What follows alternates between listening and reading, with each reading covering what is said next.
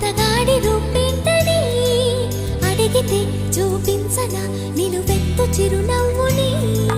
మెరుపుని తొలి చినుకుని కలగలిపి చూడాలని ఎవరికి అనిపించిన చూడొచ్చు నా చెలియని.